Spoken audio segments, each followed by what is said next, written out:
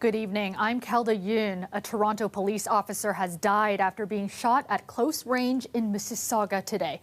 48-year-old Andrew Hong was a 22-year veteran of the force and a father of two. Hong and one other person were killed by the suspect in two separate scenes, while three others were injured. We'll begin in Mississauga tonight with our Lorenda Redicop. And Lorenda, you've been at this scene since this afternoon. What can you tell us tonight? Well, Kelda, this is just the first scene in what is just such a terrible set of events. This is the site where Constable Hong was killed. It was at around 2:15 p.m. when gunshots first rang out. And then late this afternoon, we saw forensics officers going in and out of that Tim Hortons behind me, showing their respects for a fellow officer. A procession as the body of Toronto Police Constable Andrew Hong is removed from the scene. The traffic services officer was in Mississauga on training. And while on lunch break, he was shot in an unprovoked and, may I say, in an ambush attack, and succumbed to his injuries. Police say it appears he was shot at close range. Another person was also shot with what police call life-altering injuries. This was only the first scene in a horrifying set of events. Peel Police sent out an emergency alert just before 4:30 p.m., warning of an active shooter on the loose in a construction vest, driving a stolen Jeep Cherokee. Then Halton Police alerted of a multiple shooting in that region with a similar suspect description. 3 individuals were shot at a business on Bronte Street in the town of Milton. One was declared deceased at the scene, one is in critical condition, and one in serious condition. Later, another scene at a cemetery in Hamilton. Police confirmed the suspect had been arrested. Police service did engage with the suspect later on this afternoon, and that is now a subject of a Special Investigations Unit investigation. It's still unclear exactly what happened, but police confirm the suspect is dead. As people in the community learned of the tragic events, some came to the scene where the officer was killed. I think this family needs to have moral support and know that people here in Peel, I don't know where the officer's from, but they need to know that as a citizen of Peel, we care. Also a painful loss for those closest to Officer Hong. He leaves behind a wife, 2 children, and his parents. Toronto's police chief met with them today. I committed to his family that they will have the full support of the Toronto Police Service every day going forward. This is devastating news for his family and for all members of the Toronto Police Service and our entire policing community. And tonight, the Special Investigations Unit confirms that when the suspect was killed at that cemetery in Hamilton, shots had been fired by both police from Hamilton and also Halton. And so the SIU, they're investigating, they're looking into the bullets and the weapons as well to figure that all out. The coroner is also on the scene there and will be working at identifying the suspect and also notifying his next of kin. Really such a tragic set of events here. 3 people have died in total, including the suspect, and 3 others have been injured. Kelda? Extremely tragic. Thank you so much, Lorenda. That's our Lorenda Redicop live for us in Mississauga tonight. We want to take you now to Milton, where the other shooting took place. 1 person was killed at this second location and 2 others injured. Our Dale Manukduk is live there for us tonight. And Dale, still quite an active scene there. Yeah, that's right, Kelda. I'm on the corner of Mary Street and Bronte Street South in downtown Milton. It's about 15 to 20 kilometers away from where Lorenda is. It's a straight shot west on the 401. Now, Bronte Street is still shut down from Main Street to King Street for this police investigation that is focused on this auto repair shop behind me. Police have been in and out of there all afternoon and evening collecting evidence. They've gone door to door speaking with residents. So we know that at around 3:30, Halton police said they were actively looking for a black Jeep Grand Cherokee with the license plate CLMZ 905. Now, CBC Toronto obtained pictures taken by a bystander that matched that vehicle description fleeing the scene. Halton police also identified that one person was pronounced dead on scene and 2 others injured, 1 in critical condition, 1 in serious condition. And Dale, you're also learning more about the person there who was killed. Can you tell us more about him? Yeah, Kel, the CBC Toronto has confirmed that the owner of MK Auto Repair, Shaquille Ashraf, was the person shot and killed. By all accounts, a beloved member of this community, Kel. There's so many people whose cars he's worked on have shown up here today in shock. I spoke with one woman who worked at the taxi service located in the same building as the auto repair shop, and she broke down in tears. Now, Shaquille was also known and loved in the cricket community. This picture has been circulating in cricket chat rooms today. The person who took that photo was also here tonight. He shared a couple of other photos of that celebratory day. Junaid Butt says he knew Shaquille for a number of years, played with him on several cricket teams. He says that another person who worked in the auto repair shop called him today to let him know what was happening. Here's what he had to say about his close friend. He's a lovely gentleman. His business was really good. He would always welcome you very nicely in his shop. He would crack jokes 24/7. You know, if you're playing with him at the field, he's a guy to be around with, you know. Now, Butt says Shaquille Ashraf leaves behind a wife and 2 young daughters, and that the cricket community will be doing what they can to support that family with some kind of fundraising in the coming days. Kelda? All right. Thanks so much, Dale. That's our Dale Manukdug live for us in Milton tonight. Moving now to another shooting that happened today. This one at a club in downtown Toronto just before 3 in the morning. 3 people were shot. Officers actually heard the sound of gunshots, and as 911 calls were coming in, they responded to the nightclub. They made their way inside, where they were able to find 3 people with varying levels of injuries. Police say all 3 victims are expected to survive. It happened at a club located near Queen and Denison Avenue. The shooting just one of 4 in what was a violent weekend in the city. One of them taking the life of a 15-year-old girl. Sheldon Samuda was shot early Saturday morning in the Keele and Shepherd area. Investigators are looking for 18-year-old Elian Brown of Toronto in connection with his death. In Brampton, a man was shot and killed inside a vehicle in the driveway of his home. We do not have any suspect information at this point, so investigators are looking into that. I've spoken to our Homicide Bureau investigators, and they, at this time, have told me they believe this incident to be targeted. It happened around 5:30 a.m. in the area of Veterans and Wanless Drives. The victim died at the scene. Anyone with information is asked to contact investigators. A court case that affects hundreds of thousands of workers in this province is now underway in Toronto. It's about the Ford government's wage cap legislation, known as Bill 124. Our Queen's Park reporter Mike Crawley takes a look at what's at stake. A dozen labor unions and federations are involved in this case. It has potentially big implications, both for workers' pay and provincial finances. Welcome to Repeal Bill 124. Court hearing and action. This bill caps wage hikes for nearly 800,000 workers in the provincial public sector, including nurses, hospital workers, and long-term care staff, teachers and education workers, college and university staff and faculty, and other provincial employees. Bill 124 represents a blatant attack on free and fair collective bargaining in Ontario. The 3-year wage cap has been enforced throughout the pandemic, all while the Premier was praising frontline workers as heroes. You're absolutely incredible, you're champions, and thank you for coming in day after day after day. The government brought in the bill to, in its words, protect the sustainability of public services. The unions argue it's actually doing the opposite by contributing to staffing shortages in healthcare. Thousands have felt they had no other choice but to leave their profession that they loved as the most immediate way to find relief from this grueling and exhausting work. People are not getting their chemotherapy treatment. People are not getting the surgeries that they need. Exempted from the 1% annual wage cap, municipal police and fire departments.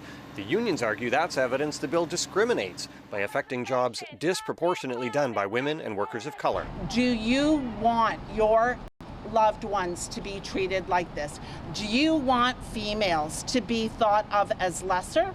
We won't hear from the government's lawyers in court until next week, but in their written submissions, they argue that the bill does not infringe on workers' rights because the wage restraint is for a limited time and because it still allows for pay increases of 1%. Mike Crawley, CBC News, Toronto. Let's go to Dahlia Ashby now with a first look at the forecast in Dahlia. Quite humid earlier today, but it has cooled down considerably. That's right, Kelda. I mean, humidity was at its all-time high earlier today, so much so that not just was it humid, but it was muggy too. On my way to work, I could barely even see the CN Tower, just covered in that fog. But we're going to have a damp evening tonight, and those damp conditions will continue until tomorrow, and then we're going to have some sunshine eventually. It's feeling a little bit more like fall, which we'll talk about later. The daytime highs in Toronto, 24 degrees. That's not factoring in the humidity. Once you factor in that humidex, it felt more like it was in the 30s earlier today. As for tonight, like I said, we are expecting some rain. As you can see, that rain will continue until tomorrow afternoon, and then it'll slowly start to clear up. It's mostly that low pressure that's giving us all that cloud coverage. And then Wednesday, it'll be a mix of sun and cloud, which is what we like to see. So we'll get a little bit of that sunshine. Tonight, temperatures will cool down. It'll be 15 degrees with 40% chance of showers. So we're starting to feel a little bit more like fall over the next few evenings. Then tomorrow, 19 degrees. And then you factor in a little bit of that humidex, somewhere in the 20s. Prepare your umbrellas. Kelda? Thanks so much, Dahlia. The first week of college and university has come and gone, but thousands of international students were not in the classroom. That's because they can't get their required study permits. Immigration, Refugees and Citizenship Canada said it is implementing several measures to help tackle the backlog. But as Talia Ricci reports, advocates say students still stuck waiting are stressed and losing money. Right now, definitely very stressed. Filled with anxiety. SJ planned to study life sciences at University of Toronto, but she's still in Singapore. CBC Toronto isn't using her full name because she fears speaking out might affect her study permit application. I don't think I sleep too well nowadays because I'm just so worried about not being able to basically start my first year of college. The IRCC says the average processing time is 12 weeks, which SJ has now waited. The government says as of August 18th, the number of study permit applications to be processed was 163,600. It says 64% of those applications are currently within its service standard of 60 days. Canada's immigration minister says they're working to reduce the pressure on the system. There's no silver bullet to this, though. We recently shared that we're adding 1,250 staff to our department just to boost processing. The numbers that I'm seeing are starting to show that we're going to be trending in the right direction. The Canadian Alliance of Student Associations says it's been hearing from frustrated international students who have yet to arrive and have lost thousands of dollars canceling flights and paying rent. That's also what one immigration and refugee lawyer is hearing from some of his clients. So they miss welcome week, they miss getting to know campus, they miss introductions to friends, and those things that are really core to any student's university experience. Even pushing back their start date by a couple of weeks can have thousands of dollars in implications. We're seeing frustration, we're seeing pain, we're seeing confusion, and we're seeing a failing system. If IRCC, for example, look at the numbers, looking at how many resources they're available, say, unfortunately, many of you won't be processed. You can govern yourself accordingly. That has not happened. The IRCC says it's publishing monthly data online to keep Canadians up to date on its progress toward reducing the backlogs. Students like SJ waiting in limbo hope they'll be on a plane to Canada soon. Every one of my friends that I know of, they're starting university anywhere that they want to, and then all their studies have began. They probably have made new friends, and I'm still stuck at home, and I don't know when I can go. Talia Ricci, CBC News, Toronto. As of today, adults in Ontario can begin booking a bivalent COVID-19 vaccine. The latest booster dose has been specifically formulated to target the Omicron variant, but it happens to be rolling out in a time where vaccine fatigue is setting in, and some are getting used to living with the circulating virus. Ellie Chiasson explains. I didn't get my fourth vaccine because I was waiting for this one, to get this one instead. In this marathon of a pandemic, Moderna's bivalent booster is a huge stride in COVID protection. I'm one of the only persons I know, actually, now that has not gotten at all COVID, so rather stay that way. Ontarians aged 70 and older, long-term care residents, First Nations, Inuit, and Métis people, the immunocompromised, those who are pregnant, and healthcare workers can start getting their doses today. But by September 26th, vaccine appointments open to everyone 18 and older. Did you glaze over? Do you feel like you've heard all this before? Another variant, another dose. Vaccine fatigue setting in? I think we're already seeing that. A sort of COVID complacence. Anishinaabe Health Toronto says the government can help outreach services like theirs with a new education campaign about how this booster is different. Because I think it's not just our community that's seeing it. I think it's everyone is seeing like vaccine fatigue. And I think it probably would be a good idea to put out more information regarding the new vaccine and the protection of our communities. So what do we need to know? So bivalent means two. So it has both the original variant that we had and the Omicron BA1. Dr. Zaki Ahmed says it's a major turning point. Our original vaccine is not as protective against Omicron. So this one specific bivalent vaccination that we have now available is a game changer in terms of it's protecting you against the virus and the mutation that's out there right now. Toronto Public Health's Dr. Vinita Dubé says it's rolling out just in time. This fall is, of all of the falls, we are more open than we've ever been. Things are more back to normal. And we can't rely on some of the other public health measures that we had to keep us safe and protected. Convinced? Yeah, for sure. You got to trust the science, you know? I've already had the other ones, why not another one? Ali Chiasson, CBC News, Toronto. Back. Scotland is the focus of Britain's 10 days of national mourning today. Queen Elizabeth's casket will remain there until it is flown to London tomorrow. But even as thousands of her Scottish subjects show up to pay their final respects in Edinburgh, support for the monarchy itself remains uncertain. Chris Brown reports. This was Scotland's day to showcase its appreciation and affection for the Queen. Members of the Royal Regiment of Scotland placed her casket in the hearse for a procession along Edinburgh's Royal Mile.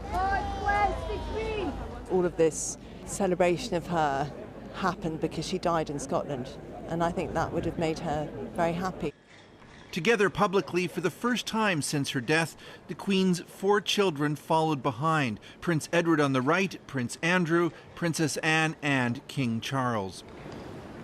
At St. Giles's Cathedral, pallbearers moved the casket inside, where the crown of Scotland, crafted almost 500 years ago, was placed atop.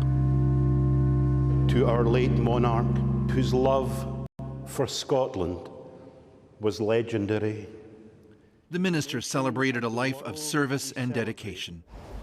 Scotland is a place that Charles, as Prince of Wales, came often. To come here now as king is significant for many in this crowd. Polls suggest that while most Scots support the monarchy, enthusiasm is lower than in England. So one of King Charles's key tasks will be to keep a high profile, says this expert. Everybody in Scotland is a kind of nationalist with a small n, and they'd easily be provoked by any signs of disrespect for Scotland or not taking Scotland seriously, even Unionists. So the monarchy has to be sure they don't put a foot wrong here. Outside, the sense was the new king's reign is beginning well. I think it's a unifying event. I think it's very important that we are a union, and it has been proved that today, the turnout. King Charles also visited Scottish Parliament, where independence parties dominate. The UK government has rejected calls for another referendum on the topic. The King will have to navigate that challenge too. I take up my new duties with thankfulness for all that Scotland has given me. Later, the 4 royals returned to St. Giles for a vigil to publicly honour their mother and join with Scots in saying farewell. Chris Brown, CBC News, Edinburgh. And you are looking at a live shot of the Toronto skyline. partly cloudy tonight with possible showers developing overnight. Currently, it is 19 degrees in the city. We'll check back in with Dahlia for a look at your extended forecast after the break. To Dahlia now with a look at your long-range forecast, and Dahlia going to feel more like fall the next couple of nights. That's right, Kelda. I mean, it was a humid day earlier today, and then tomorrow we start to see those cooler temperatures back to summer-like temperatures and back to fall-like temperatures. So it's kind of Mother Nature's playing some tricks on us, turning on that tap. So we're expecting rain overnight tonight and tomorrow. The daytime highs in Toronto earlier today was 24 degrees. You factor in that humid X, it felt more like 30. Windsor 21 degrees, so a little bit cooler in Windsor. Now we have that low pressure system, and that's bringing in those cloudy conditions along with the rain. But as well, the winds. It was kind of breezy earlier today, and winds are going to be gusting as well as we head into tomorrow. Overnight, we're expecting winds to go up to 30 kilometers. It'll start to, slow down a little bit throughout the afternoon, but then pick up back again around noon tomorrow, and that will go on until the evening. Now, as for the rain that we were talking about, we start to see that precipitation moving in tonight, and that will go on until tomorrow afternoon. Some scattered showers, that low pressure system that we were talking about, and then it'll clear up as we head into Wednesday. As you can see there, it's a mixture of low pressure, but we're also getting a little bit of sunshine. So it'll be a mix of sun and clouds on Wednesday, which is what we like to see, and mainly sunny actually around 3 o'clock on Wednesday. By the evening, it'll all clear up, and then clearer days ahead. No rain on Thursday or Friday, but tonight temperatures will drop to 15 degrees, about 40% chance of rain overnight. We're going to see similar conditions in Niagara and Hamilton, and then the dry spots really in the regions Hamilton and Mississauga overnight tonight, and Oshawa. Now, as for tomorrow, like I said, those damp conditions, a risk of a thunderstorm, about 40% chance of rain, so you will need your umbrella tomorrow just in case. But then Wednesday, Thursday, Friday, and Saturday, back to those dry conditions. But really, what we're really paying attention to here is the evenings. Over the next few days, it starts to cool down. It feels more like fall. So you might want to prepare those cardigans over the evenings, but then take them off during the day and enjoy those lovely dry conditions. Kelda? Thanks so much, Dahlia. And that is our show for you tonight. Thank you so much for watching. I'll see you back here tomorrow night at 11. Have a great night, everyone.